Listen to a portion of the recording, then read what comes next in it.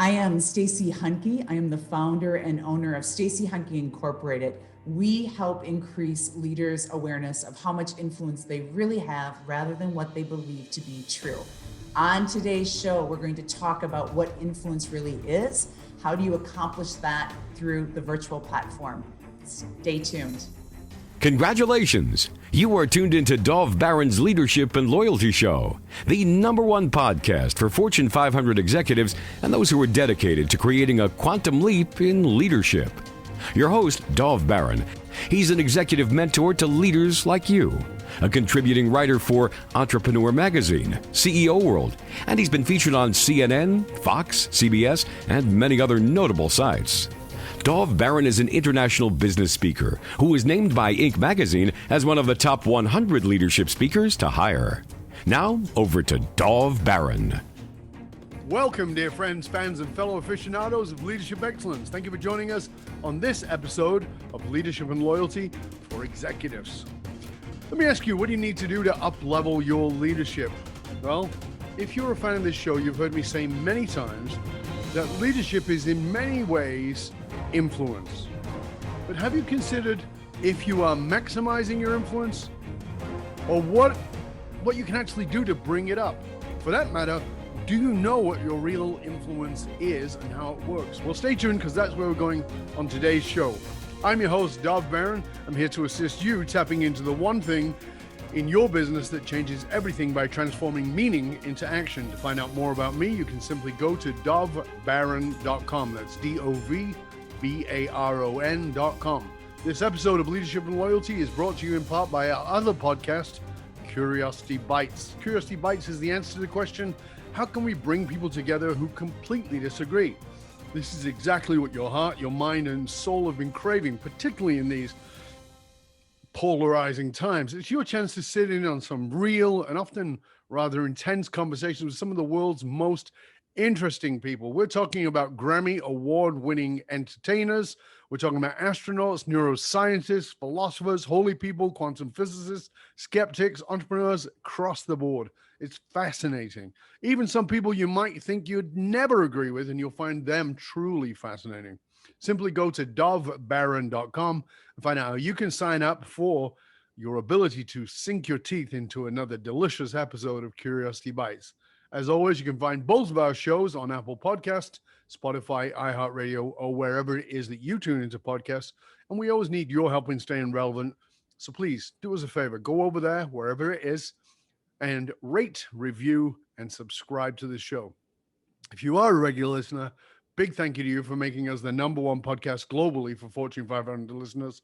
We are honored and grateful to be cited by Inc.com as the #1 podcast to make you a better leader. You can also listen via Google Home or Alexa by simply saying play Dov Baron podcast. Again, thank you for sharing the show with everybody you know. All right, let's strip it down and dive right in. As we record this, it's early 2021. We're in the end of the first quarter of 2021, and much of the world is still working remotely, which means that you, as a leader, are having to lead remotely. But how can you make sure that your influence is every bit as effective remotely as it can be in person? In fact, how can you make sure that when you do find yourself back in the office, that your influence has not gotten worse, but actually gotten way better? Well, let's find out, because that's exactly where we're going on today's show. My guest today is Stacey Hanke. Now, she is trained and has presented to thousands of leaders, business leaders, to get rid of the bad body language and the habits, and how to choose the words wisely in areas from the financial industry to healthcare industry, government, and everyone in between.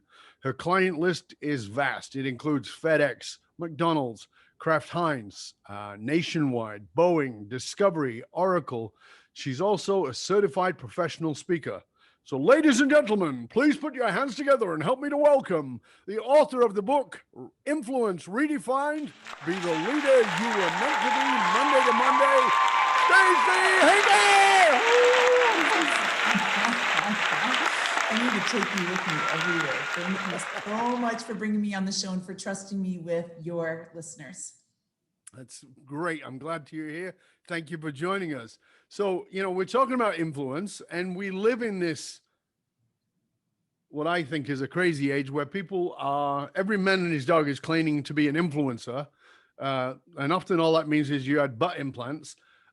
So, what I'm asking you is, who's somebody that we might not know or may not even consider who's been a major influence on you and how it is you lead?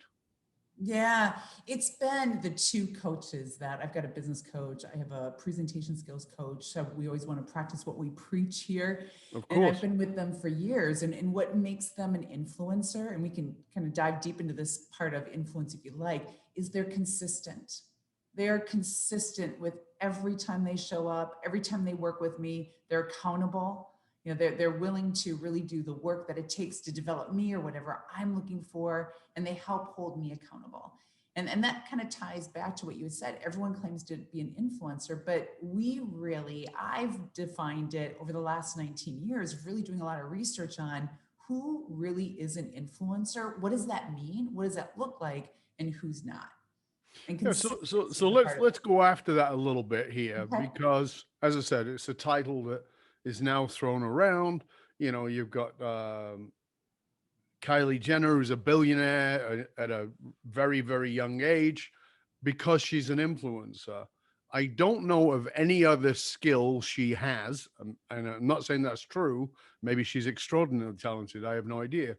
But she made $1 billion by being an influencer, which means she is kind of a brand ambassador. But it doesn't seem to, like, I remember in the days, you're younger than me, but I'm sure you can remember that, there was the days when you had a brand ambassador that was a famous person because they had done something. They'd won a gold Right. medal or whatever it was. Now it doesn't seem to be the case. So let's talk about the illusion of influencers before we get into the real influencers and what we're talking about, because we're not talking about that side. Right. I mean, to me, the illusion also ties to how I define, is the opposite how we define influence.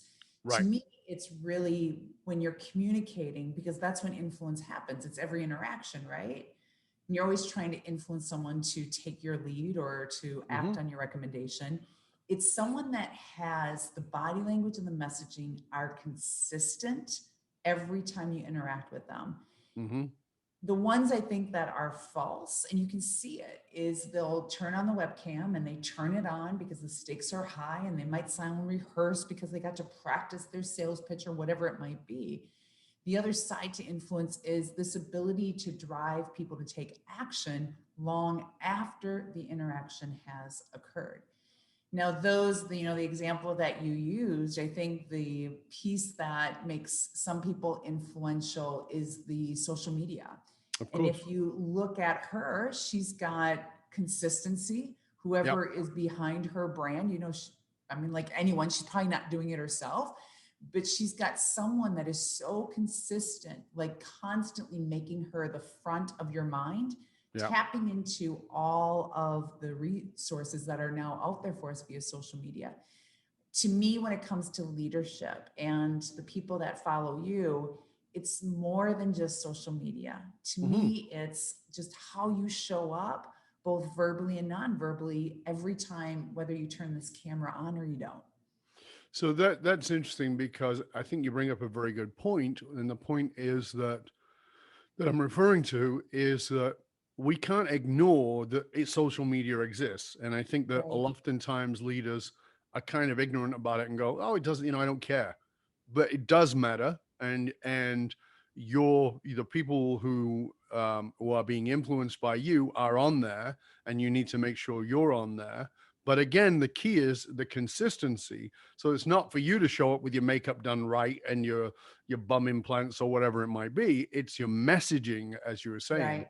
that it has to be Right. consistent and consistent, reliable, whether it's in the way you look and in what it is you're delivering.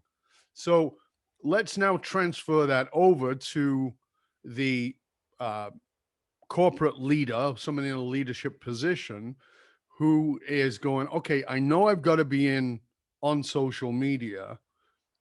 Where do I start in the context of being an influencer, but being completely congruent with the kind of influencer I am, because I think I see a lot of leaders sort of stumbling around on their, here's a picture of me camping with a, Right. plastic smile, Right. and that's not you either. So, they're trying to be authentic because it's camping and there's no tie, but it's still so awkward. I think you need to identify your why. Be very clear of why do you want to go on social media? And then what is your personal brand? What do you want people to say about you Monday to Monday? And we hide, I mean, you and I both know this. Look at what you see on social media sometimes. And I'm thinking, would you ever say that in person, or you're going to show that? And I think there's that fine line of showing your personal brand, letting some of your personality come through, your authenticity, better known as authenticity, right? It's also though knowing that when whatever you post, your name is on it. And the good news is, for the most part, we have the ability to determine the reputation that other people create of us based on what we always send out there. So find your why and be really, really clear on why you want to do it. Then make the commitment. If you're going to do it, halfway in will never, ever work. You got to be all in.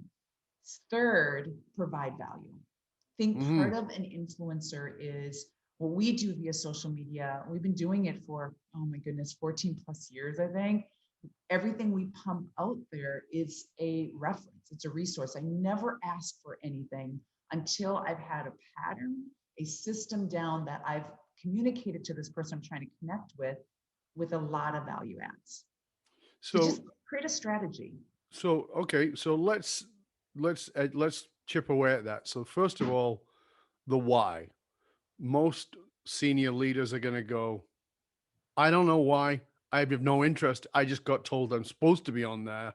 I have no idea why I would do this, except for the people who say it's important, and therefore I got to do it. But I don't have any personal why. How do you get them to understand that as they're listening, watching us today?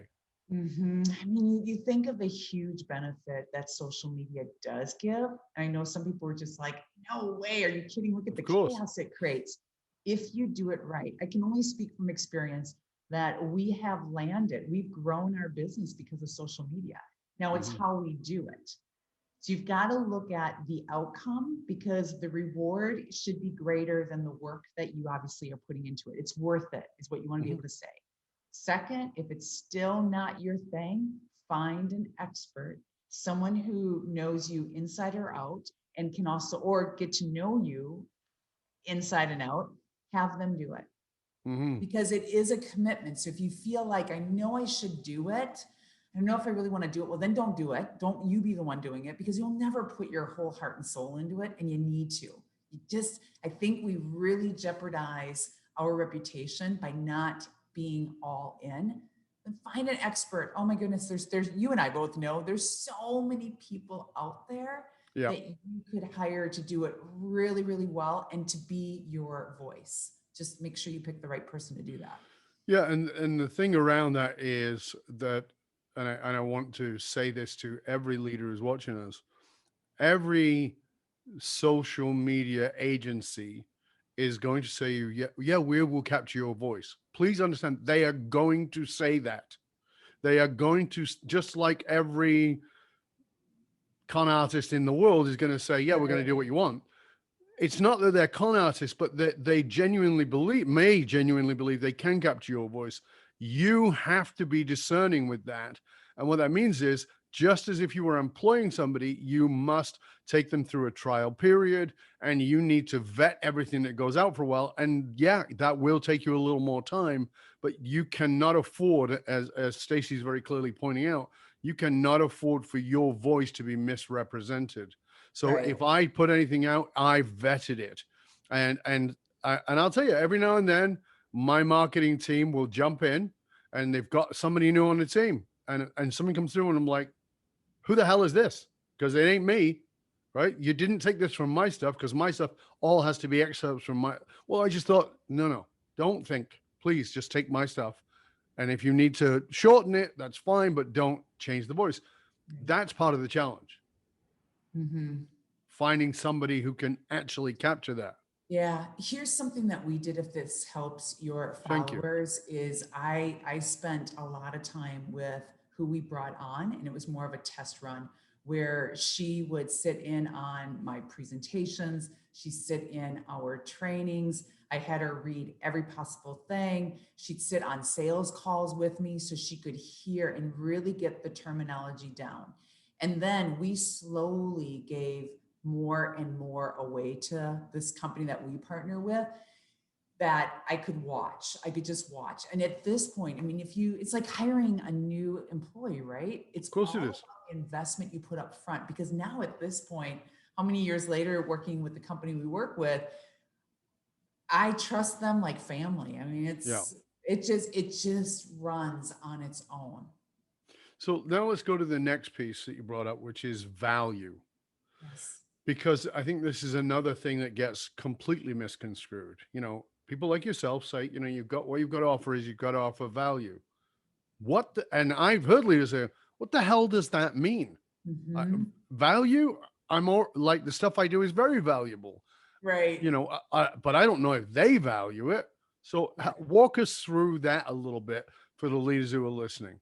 Okay, so it's variety. If it's someone I don't know, we've got to do variety. And it's everything. I do a lot of personalized videos and LinkedIn. I mean, it's so easy to do that now in just a minute or two. And maybe I'll give like one or two tips. Now, our topic being on influence, everyone communicates. So I know it's a right fit for anyone. I mean, anyone can learn from it. Right. Number two, if it's people that we start to know, I literally have created what I call an advocate list. And I write down little things I know about them. They love golf. They downhill ski every year with their family. I do that. So even if it's not my material, so I don't want to always say, here's my stuff. Here's an article I just did. Here's a podcast I just did. I'll toss in some of the extras or finding another expert in my topic and saying, here's another individual who also has a very similar approach that we have, and I'll send it their way. So look at your topic and really find the many different areas of what could be interesting for this individual or for their team or for someone else at their company. What I'm thinking of is the C-suite leader who's saying, I don't know what to put out as value. And you're talking about these extras. So like I said, now is this fishing trip with no tie on and a plastic smile. He doesn't or she doesn't feel like that is of value, and it's probably not. Right. So like, you're talking about these extras, but they're talking to a very sort of nebulous audience in the sense of there's nobody, like it's not Bob or Susan, it's I don't know who. How do they get a better sense of that? Yeah, look at, from a CEO standpoint, the challenge there is you're in a high position, so people are watching you, right? Yep. But the positive of that is they want to learn from you. Yes. You've gotten to be a CEO somehow, and people watch you. You're in the spotlight. The higher up, the bigger your title is. Mm-hmm. Share your knowledge, share your perspective on a hot topic. I personally stay away from politics, anything that's very controversial. I just don't want to go there. That's totally up to you. But if there's something out there about, I'm trying to think of something that we would have done as of recent. Oh, in my case, if there's a big speech that went viral. Oh, I know, the inauguration, and I forget her name off the top of my head. It was the poet. Yes. Right? Beautiful. So obviously, I thought, I know my clients. I know people that don't even know me. If I could just let them know my expertise and throw in my 2 cents of what I thought of how influential she was during that time.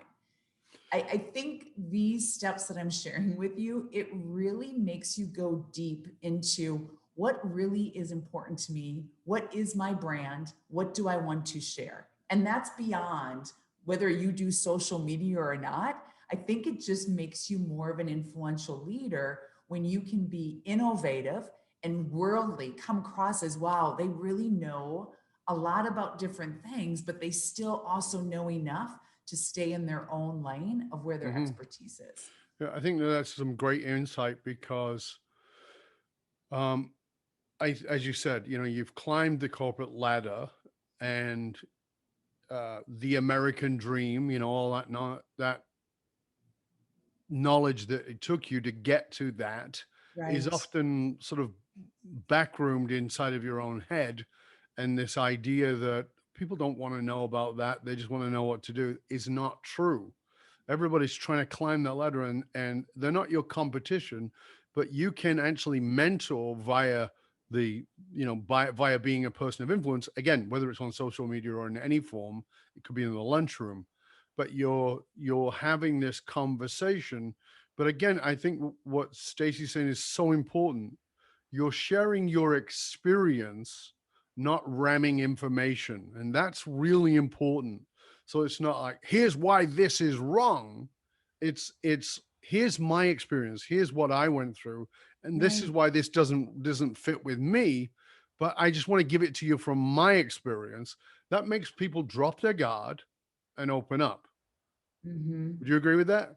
I so agree with that. And it doesn't take long. I mean, that's why you need the consistency, right? Where Exactly. suddenly people start to see your pattern, your approach, your thought process.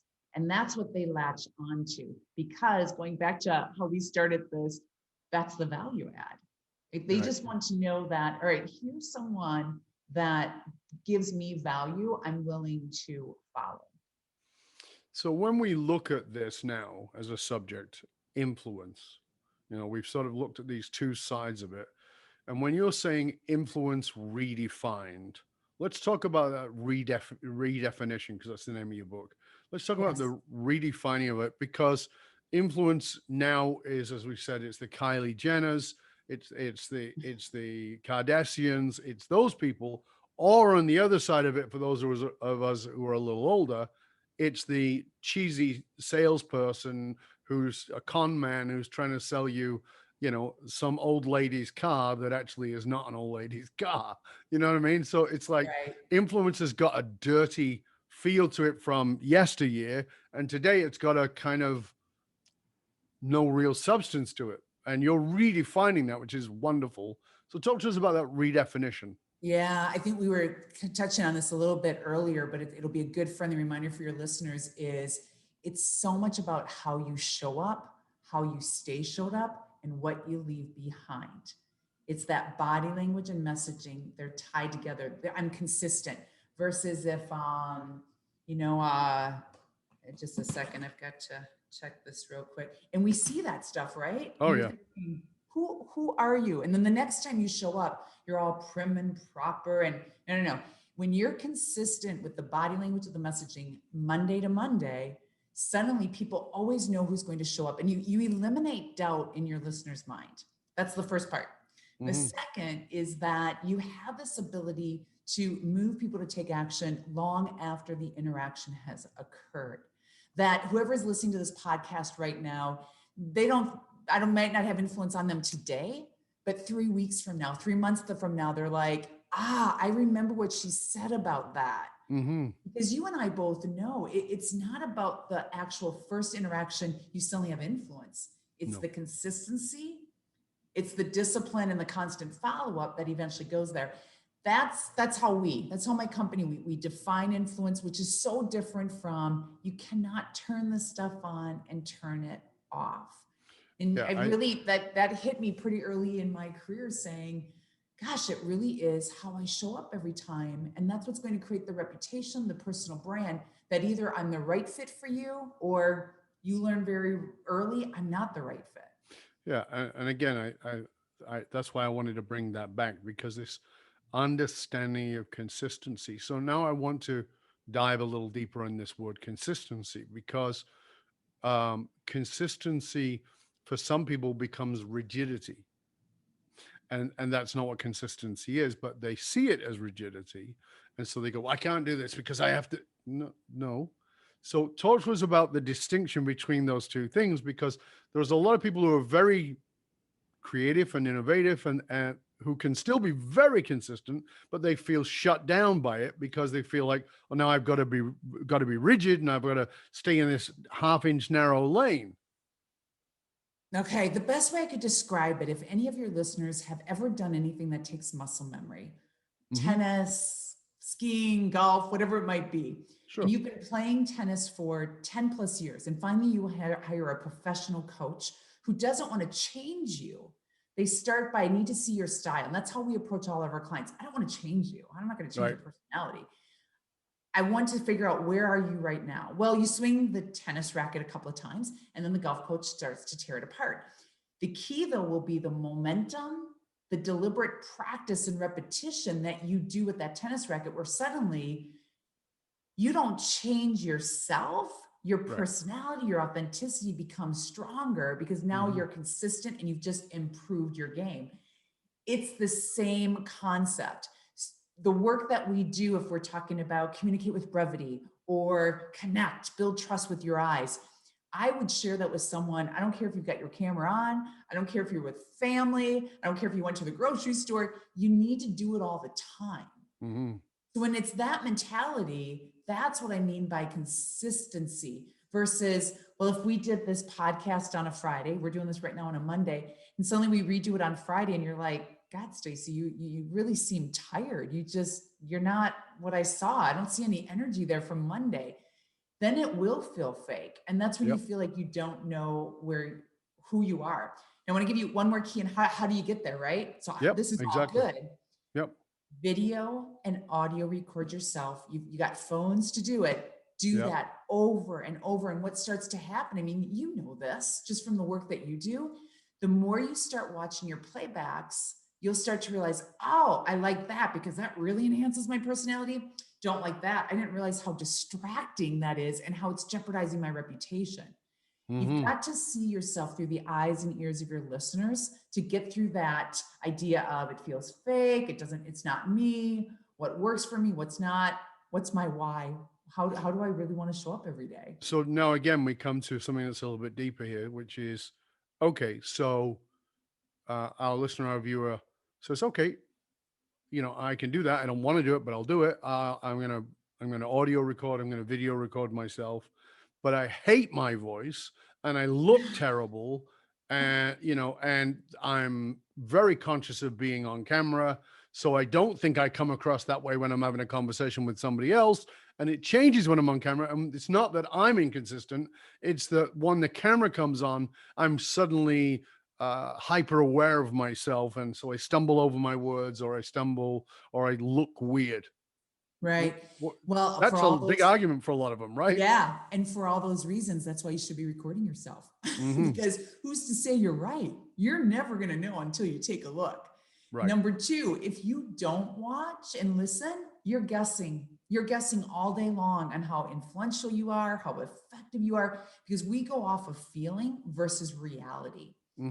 Number three, it's like anything else. The more you do it, I'd lie to you if I said I think it's easy to watch myself on a playback. I think it gets harder. The reward is greater though. The more you record yourself, the more self-aware you are. That if you're on one of these calls and you're umming and ahhing and it's taking you forever to get to the point, you'll recognize it a lot quicker if you constantly catch yourself on here. Go to the reward, not the pain. Yes. I don't know if I'm in Chicago, and I don't know if anyone saw one of my favorite, it was a documentary last April by Michael Jordan called Last Dance. So if you haven't seen it, put it on your to-do. But in the documentary, he talks about how he would do 1,000 shots a day, 6,000 a week. He went on to say what gets rewarded in public gets practiced in private. That's what I mean by deliberate practice. This influence is not something that you turn on, you turn off, you do it for a little while. It is the grit. I think it takes grit, but the reward is so much greater from people respecting you, building trust with individuals, getting results, increasing profits, whatever your goal is to influence action. Well, I think again, it's my perspective. It's not the truth. But my perspective is that one of the greatest rewards you get from it is you get loyalty through bonding. So people are loyal to you because they feel bonded and connected to you because you're showing up consistently as the same person. If you look around, and I use this example all the time, if you look around, you will see this is all right, close your ears if you don't like swearing. If you see somebody who's a dick of a leader, you'll see you've got people around him who are very loyal. Now, is it good to be a dick of a leader? In my opinion, no, it's a terrible thing to be. But that consistency creates a bond. Even if it's terrible, it creates a bond. So even if you're bad at being a good leader, you can still create that through your consistency. Then you can also work on your leadership, become a better leader, have higher levels of emotional intelligence, as you said, higher levels of self-awareness. But by being consistent and moving towards a deeper level of consistency, this can help you enormously. And this is why I think you're absolutely right. It's so vitally important to record yourself. But I would go further and I would say this. And again, you can correct me if you think I'm wrong. One of the things that when we teach leaders how to be speakers in our Authentic Speaker Academy for Leadership. And we go away, record a 3-minute video. We give them the subject, whatever it is. And then we go, now you can't post it into the platform until you've watched it. And then I tell them how many times. So you got to watch it like this. The first time you watch it, there's no sound on. You got to watch it without the sound and see if that person's face you're watching is sending the message you want to send.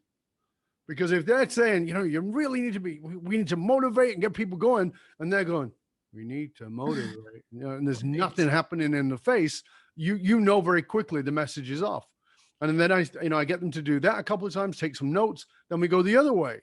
Listen, listen, but don't look. Same thing. Is the voice sending the right message? You're talking about being enthusiastic, but you're saying, we got to be enthusiastic. Mm-hmm. It's like, so, those are things. And then I say the third thing is then to give it to someone who knows you and loves you, but is also honest. Yes. That's a difficult piece. That knows and loves you, but is honest isn't often difficult to find, but knows, loves you, and be honest and say, if somebody showed you this, would you say that's me? Right. That's all I ask. Is that me? Is that who you know, because you've known me so long? Or do I feel like I'm kind of faking it a bit or edging it? Is this in the same direction?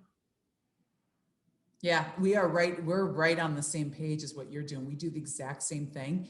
I'm going to go a little deeper because I love your approach with that. We call them accountability partners, right? Yeah. And I always get asked by our clients, who do I look for? Which you touched on that. And then what do I do once I get with them? Find someone, like you had said, that is honest. Now, I would recommend someone in your personal life and your professional life. Absolutely. So you can get it from both angles, and then you're going to get rid of that. Well, that's not really how I am. And if I was in person with someone, there's all these excuses. There will always be excuses. And then you need someone who, like you said, is honest. Someone who's just going to show up, doing the work with you when you need it. Now, what do you do when you get with them? 3 things. How often do you want to meet? Once a week is not too often. How are you going to meet? Which we've been on video for 12 months. Just turn the video on. And then third, always be really clear on specifically what you want feedback on. Yeah, see that part there? I think that's what's often missed. Because you say, how was it? It was good. Yeah, great. Nice. How did I come across? You were good. Yeah, it was great. That's not feedback. And you go nowhere with that, right? No. I mean, I always joke a lot with my clients and tell them, when you get a lot of the good, nice job, who's to say they're lying to you? Because who's going to tell the CEO, you take too long to get to the point? It's really hard to follow your conversation. No one will tell the CEO that. That's why they hire you and me. Right. Besides, they will listen to us because they're paying us a chunk of change. They're like, okay, I got to listen to this person.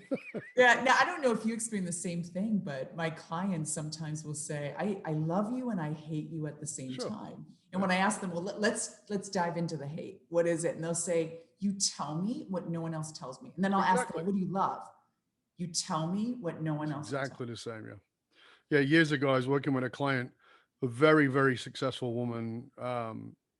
We're talking about in the very high upper echelons of the world business.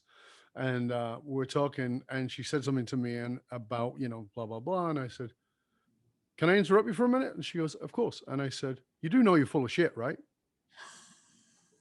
And she like mouth fell open. She goes, no one speaks to me like that. And I said, that's the problem. And she started to laugh. And she goes, you're absolutely right. I said, You I'm not gave here. I don't own a smoke machine. I'm not you here to gave blow smoke her up a your skirt. gift I'm that here to day. help you. I can't Yeah, help you if you want me to lie to you. If you want me to lie to you, I can still check the check, but that's right. not who I am. I won't work with you if you want me to lie to you. I'm here to help you. And that piece right there, if you want to be a powerful influential leader, you also have to have the courage to listen to feedback you don't like. That's right. And that is where we get into the problem. And this is why I think what you're saying about the accountability is so important, because I talk about a lot about the problems with being a CEO is you're always wonderful. You're surrounded by, I ask this question in the boardroom. I say, okay, so you're the CEO, yep. And I say, who's the number one person who reports to you? Go, COO. I go, okay, great. I say, okay, COO, who's the number one person who reports to you? And they go, well, it's my VP of this. I go, great, okay. So now tell me what the number one job of your VP of whatever it is. And they'll tell me, and I go, that's not it. No, that's it. I go, no, it's not. And they go, you don't know. I go, actually, I do know, but you don't know. And they go, that's kind of arrogant, isn't it? And I go, no, because when I tell you, you'll agree with me. And they go, okay, what is it? I said, the number one job of the person who reports to you is to keep you happy. True. Because you write their check. They've still, everything else is number 2, 3, or anywhere down. But number one is to keep you happy. So if I say to you, you ramble on and you're hard to listen to, that's not going to make you too happy. And I might not get a check next month. So I'm not going to say that. So this is the importance of what you're saying, Stacey. And I really want everybody to get this, because leaders are naturally surrounded by people who are sycophants, not because they're trying to be sycophantic, but because they want to get a paycheck. Mm-hmm. So everything gets butted up a little bit and smoothed out, rather than here's the hard truth. And this is why you need people like Stacey or whoever is working with you to give you that feedback that's really honest. But you got to grow some tougher skin around understanding that that's important to listen to if you want to have influence, because that's the influence you're talking about when you're talking about Redefined. Is that correct? That's exactly it. Yeah. And it's tough. I mean, the higher you go up the corporate ladder, the more false feedback you receive. To help that, something that I always do within my team, because again, I don't want them to tell me what they think I need to know, which they don't.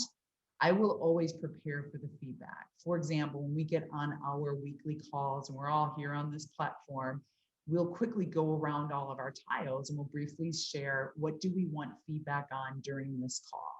Yes. Now we go into the meeting agenda, we still talk business for the week.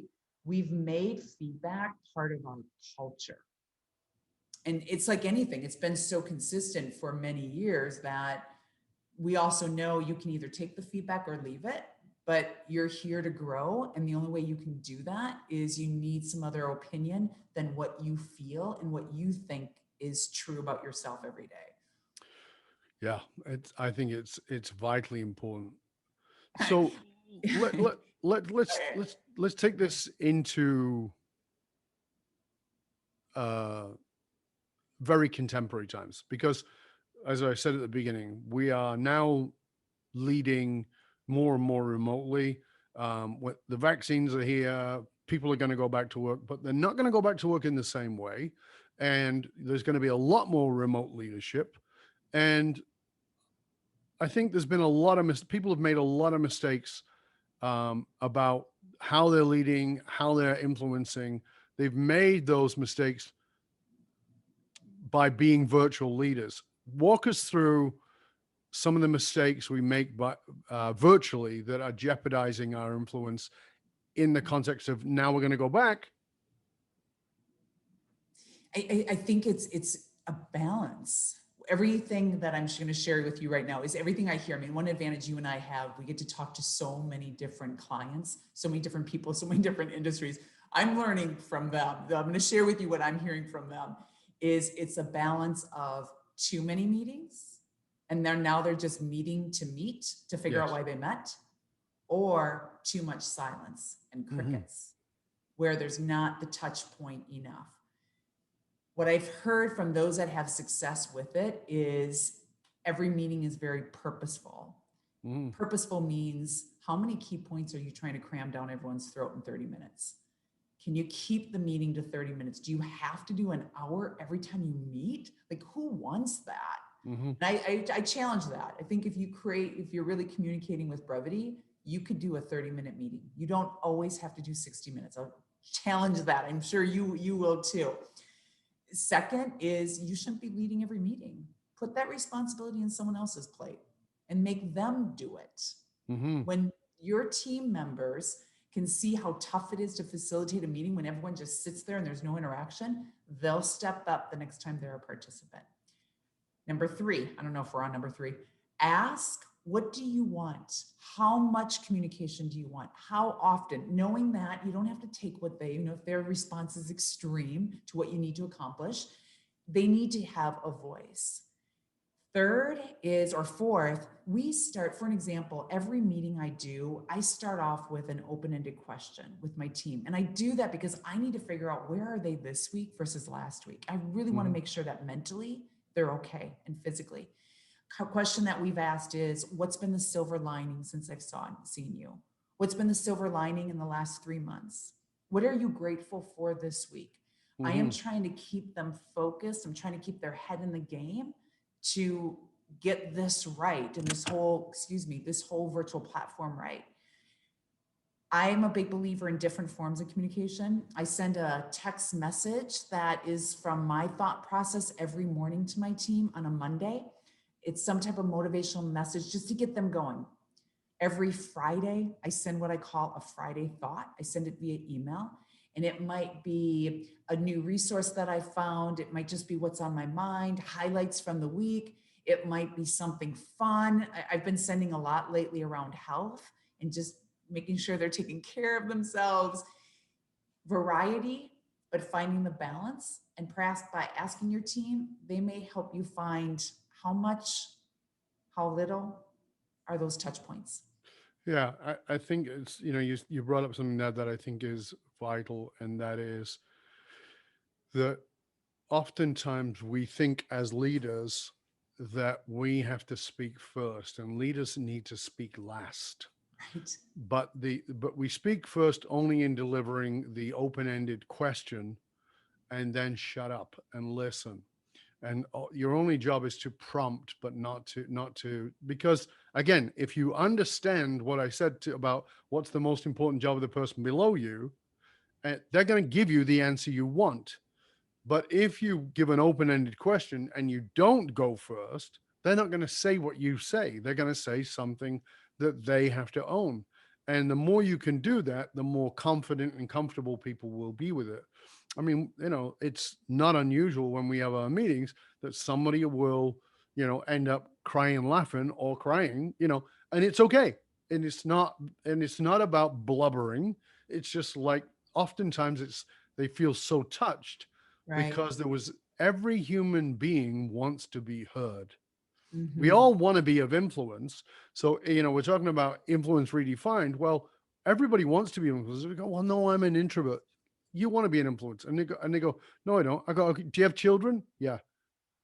Do you want to influence them or do you want them to influence you? Well, I want to learn from them too. Do you want to influence them or do you just want them to run over you roughshod? Oh, absolutely. Well, okay. So we all need influence. It's Correct. important.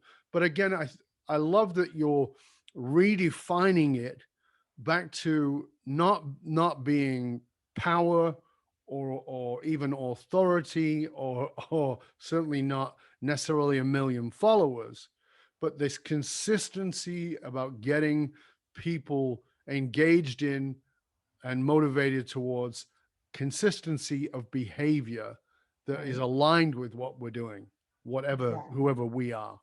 Right. God, you're hitting on such a good point, and it goes back to the consistency is influences in our personal life, Mm-hmm. whether it's whoever you're sharing that space with, family, friends. You don't want to be two different people in your professional life and your personal life. I mean, I know there's adjustments and maybe more casual in your personal life, But what I will tell you is I'm not using ums and ahs on the weekend. And then suddenly on Monday, okay, I'll stop now. It doesn't work. That influence is No, not you turn the faucet on and you turn it off. That's not consistent. The authenticity won't come through. absolutely. The thing to remember is that you don't have a work head. People Yes, ran the idea that they have a work head that they take out of the cupboard and they put on, and then they go to work, and then they take it off and put on a home head. That doesn't work that way. it's too Whether you think hard. you're hiding it or not, everybody knows. Yeah, it's so, so hard. I use an example of this was pre-pandemic, and it was a VP of sales here in Chicago, which is where I live. And he had reached out to me one day saying, "Yeah, I think I need your help. Every Monday at the first of the month, we meet as a sales team.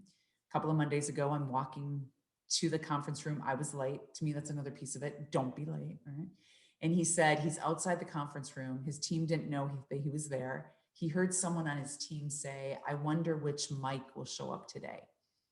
Oh, And that, now that's feedback. But to yeah. me, who's ever going to say that to him? It's really the reputation that you build. In uncertain times that we are all living right now, if there's one thing we all have control over, it's our development. Hmm. Now, to me, this whole virtual platform, I think it's a gift to some degree that you've got the comfort of your home. There's no excuse to never record because even if you have your phone in front of you, no one knows you're doing it, unlike No. in a boardroom. If you don't develop here, I don't know if you ever will. Yeah, I think it's a very good point. And again, it's back to self-awareness and the willingness, the courage to have self-awareness, Willingness. which is vitally important. The willingness, because all kinds of people say, "Well, I'm a very self-aware person." Really? Yeah, I'm a dick, and I know I'm a dick, and it's just who I am. No, that's because you're refusing to grow. True. That's not awareness. That's a refusal to growth. That's rigidity. You're Mhm. not having an expansive mind. You're not having expansive leadership, and people will not stay loyal to you because there's nothing there to bond with. So you've got to create that connection with people as well. Now, I want to take this a little bit to the other side because again, there's always people watching and listening to us that are going, "Yeah, but it's okay for you, Dove, because look at who you are," or "It's okay for you, Stacey. Look at who you are." And it's easy for people to, and it's part of the trap of particularly of modern media, is that we see people who have made it, and we Right. don't see the journey. So you've done this book, Influence Redefined. You have become a person of influence. You're helping others to become influential. You're helping companies and leaders and organizations. But I'm certain that you didn't start out there. So talk to us a little bit about what was the turning point in your recognition that you were not doing this in the way that you needed to do and how you needed to do it. Yeah, it was my first coach that recorded me. I was in my late 20s. I had such a great gig. I worked for an association that we did lots of conferences throughout the year, and I was the MC. I'd hop on stage, I'd introduce, I'd have fun, I would joke, and then I'd get off stage and people were like, "That was really good, nice job." So the ego, right? And I thought, wow, I'm really young and I'm getting all this good feedback. Until the day my coach said, "Let's record you." I'll never forget that. I remember sitting in a conference room, one of those real dry conference rooms, no windows. And he sat there. We watched maybe the first 5-10 seconds of it. And he looks at me and he says, "Would you want to sit through that?" And I remember thinking, wow, there's a big disconnect of how you feel versus what reality states. It was that one recording that did it. Now, over the course of the years, it's been some participants that sometimes that'll call me after, or they'll send me an email, or they'll come up to me after a speech and they'll have some really harsh feedback. And I go through the list. I know a lot of it, yet I'm so glad they gave it to me because if they didn't, I'd still be doing what I was always doing. It's not easy. I'm sure you feel the same way. I don't like it when someone totally rips me apart and I'm thinking, I thought I was actually decent. It is the biggest step that you take is the feedback that people, mostly in my personal life, by the way, I have several nieces. I have 4 nieces. They are the best for feedback because they don't care. They have no filter. How old are they? I tap into them. They're all the way from 18 to 8. Yeah, see, So two in totally that extreme. age bracket, you're going to get truth, right? It's You're just, going to get truth. Or even now during this quarantine time, my husband has really opened my eyes to, because he sees me on Zoom all the time and he's hearing my coaching calls and podcasts. He's given me oh yeah. a lot of development. You Yep. just, and again, you still decide what you want to take and what you don't. I think the other thing that has really given me feedback is the fact that we're all seeing ourselves on Zoom. How many Mhm. times in a day where there were things very early on I picked up on and I thought, I didn't know I did that. I'm not liking Mhm. that. So take advantage, again, take advantage of this tile to really learn now so that hybrid, in person, whatever it looks like, you're that much stronger in person because of the time you spent here with your virtual presence. Yeah, it's, again, to speak about this feedback piece, I've been a speaker for 30, almost 37 years. Oh, And I congrats. can tell you that shitty feedback still sucks. It does. But people go, oh yeah, it mustn't even touch you. Are you kidding me? It still sucks. Sucks, and it sucks like a vacuum cleaner with a hot dog. I mean, it's terrible. It's horrible. It's uncomfortable. And there are two things I always say to it is if I get the same feedback, if I get a feedback once, I will look at it. It doesn't necessarily mean anything. I'll look at it. Right. If I get the same feedback twice, now I'm going to look. 3 times, I better take a serious look at paying attention to it. Yeah. And the first, because the other thing about it is everybody, and this is important for you to know, even as whether you're speaking in front of a large conference or whether you're speaking to your team, is everybody's got their own bias. That's right. Everybody's got their own bias. They're going to say things they don't like because they don't like that in anybody. And that's fine. I can walk in a room. I always say, as a speaker, what you need to know is 20% of the room hated you the minute you walked in. So just understand that, right? I walk in a room with a ton of confidence because I'm a confident guy. I've done a lot of work on myself. I've got a build on me. I've got gray hair and a short beard. Some people are put off by that. I've got earrings. Some people are put off by that. I like to wear colors. I don't normally wear white shirt and blue suit. So all of those things are factors that set triggers in people's brains, and they go, "Well, I didn't like that." Okay, that's fine because that's, as you were saying, that's part of the brand and the consistency of who I am. That's not about them. That's fine. And oftentimes I can get them past all that anyway. Right. So you do have to pay attention. Have to know you do have to pay attention, and it's going to suck. But when you hear something that is consistently saying this is what it is, and you think it's great. So I had that example recently with one of my partners who said to me, "Listen," and my wife has done this to me. My wife is usually around when I'm recording, so she can hear or she can see, and she'll say, "There's just something I want to point out to you." My wife is amazing. She never comes at me hard, but she always comes at me very clear. Something I want to point out to you. Change it, don't change it. It's not my business. You do what you want to do. And then she'll say it. One of my partners came up to me and said, "How do you think that's coming across?" Because he's really tough. "How do you think that's coming across?" I go, "I think it comes across really great." He goes, "It doesn't." And I go, "Are you sure that's not your bias?" He goes, "No, because I actually like it, but you're doing it really badly." And I went, "Oh." And I just said to him, "Could you put a little bit of velvet around the hammer?" And he goes, "No, because that won't work with you." And I went, "You're absolutely right." Yeah. Felt horrible, horrible, horrible, horrible. I corrected it in my next conversation and immediately felt more on track. Immediately. It's like this emotional roller coaster. I'll get the feedback that's really harsh and I'll just hang on it. It'll be just one person's comment, right? But it's enough. If someone says something to me, there's something, I at least want to examine it.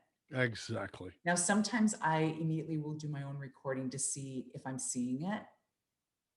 But like you had said, once I take the step to take action on it, if that's the direction I want to, it's that moment of, man, I owe that person big time. Like Yep. that just was really, I didn't like going through it, but it worked. Get Yeah. comfortable being uncomfortable. That's our Yeah. motto. I keep That's telling mine too. leaders, you got to get uncomfortable, right? I mean, Yeah. that's the key metric to success is that discomfort. If you're comfortable, you're already on the downslide towards failure. True. Oh, I like that. Yes. So, Stacey, what is it that drives you these days? Oh, Because you've been in this business a long time. I What is it that's have. Yeah. driving you? Now more than ever, with the last 12, 13 months, I don't know, what have really taught me is I've always obviously believed in our topic. And I truly have a passion for just, it's so much about, I don't get why people behave the way they behave and they don't realize they do it. And then they Mhm. wonder why the results that they get, positive or negative. What the last 12 months have really driven me is the importance of our topic even more in this platform and Mhm. how many people we have been able to help around the world deal with this tile. And there's so many things here, right? If you and I were sitting in the same room right now, we just have the podcast. Right. But now I don't know what's outside your tile. And it's all these extra layers that is making it more difficult to influence Monday to Monday. So that just jazzes me of really being able to help people. Then I'm also thinking fast forward, right? What's to say later this year, hybrid. And Mhm. that's going to be a challenge for people. Oh You've yeah. been sitting in front of a camera for how many months? And even if you're in a boardroom with, I don't know, 3 people, you also have the whole virtual audience out here. That's going to be another new skill. I think that not only my team and I are working on right now, but for anyone to make that transition. I feel like I've got some job security coming, Yeah. coming my That's way. interesting. That's very interesting. So as we come towards the end of the show, there's a couple of questions I like to ask. Okay. One is, how can people find out more about you? And we'll do that at the end. And you can tell them all the details that they find out about your book and, anything else you've got as resources. But before that, there's always a key question, because we all know podcasts are secondary behaviors. They're things people are doing while they're on a bike or a treadmill or whatever it is they're doing.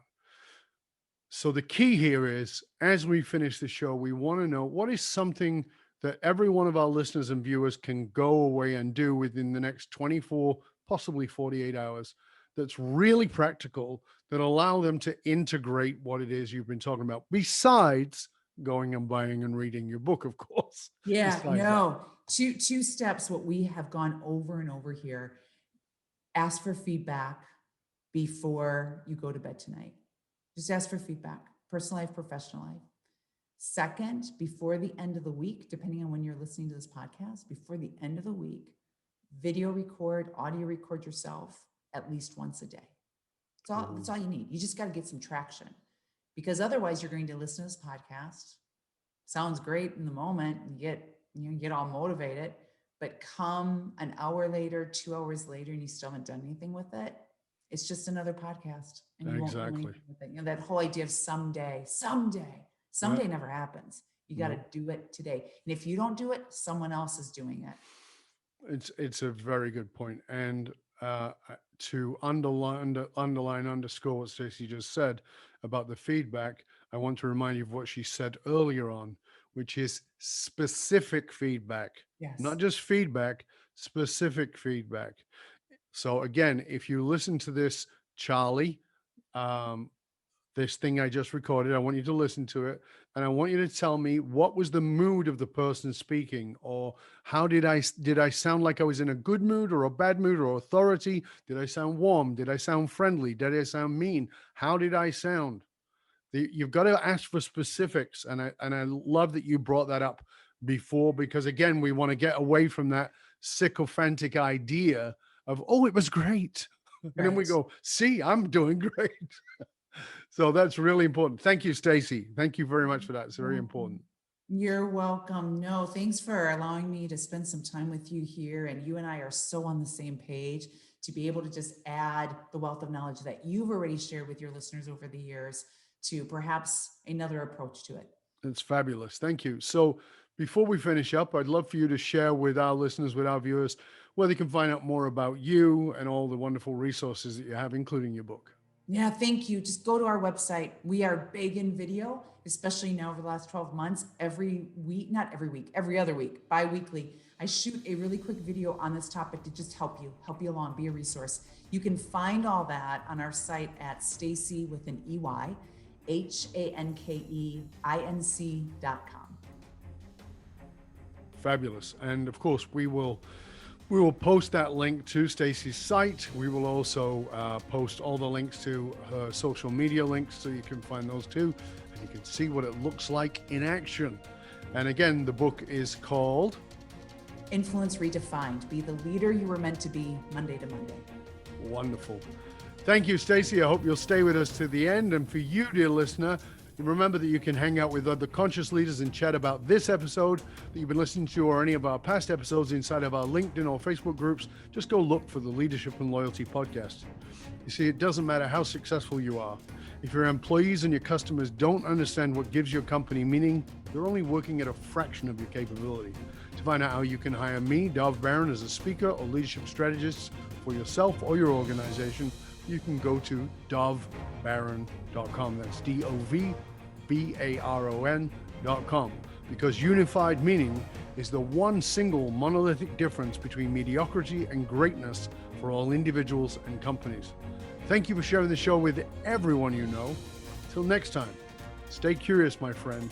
Stay curious about the true depth of influence that you can have, the true depth of influence that you're already having, and the consistency of it, which is vitally important.